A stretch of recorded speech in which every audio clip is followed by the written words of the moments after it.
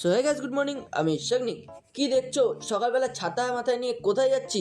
আরে আমাদের এখানে হচ্ছে বৃষ্টি। তার মধ্যে মা ভোরবেলা বললো যা গিয়ে বাজার করে নিয়ে আয়। কি করব, ঘুম থেকে উঠে বাজার করে নিয়ে বাড়িতে এসে খেয়ে নিলাম দুটো ডিম সিদ্ধ। তারপরে সারাদিন মেঘলা ওয়েদার থাকায় বাড়িতে কোনো কাজ ছিল না, তাই সকাল সকালই চলে গেছিলাম জিমে গিয়ে আজকে করেছিলাম লেগের ওয়ার্কআউট। লেগ করাটা ঠিক আছে, কিন্তু আমার ট্রেনার যে এই অতিরিক্ত কাজগুলো করে না, মাথা খারাপ হয়ে যায়। 130 কেজি দিয়ে লেগ প্রেস করেছিল। যাই হোক, তারপরে শোল্ডারের ওয়ার্কআউট করে বাড়িতে চলে এসেছিলাম। বিকেলে তেমন কোনো কাজ ছিল না, তাই পড়তে চলে গেছিলাম। ব্লগটা ভালো লাগলে লাইক আর সাবস্ক্রাইব করে দিও। Tata. So hey guys, good morning. আমি শাগনিক। কি দেখছো? সকালবেলা ছাতা মাথায় নিয়ে কোথায় যাচ্ছি?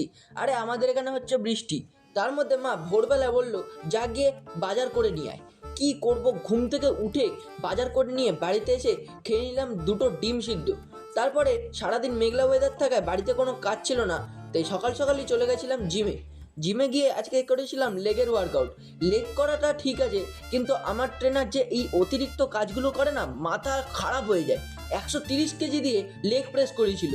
যাই হোক, তারপরে শোল্ডারের ওয়ার্কআউট করে বাড়িতে চলে এসেছিলাম। বিকেলে তেমন কোনো কাজ ছিল না, তাই পড়তে চলে গেছিলাম। ব্লগটা ভালো লাগলে লাইক আর সাবস্ক্রাইব করে দিও। টাটা।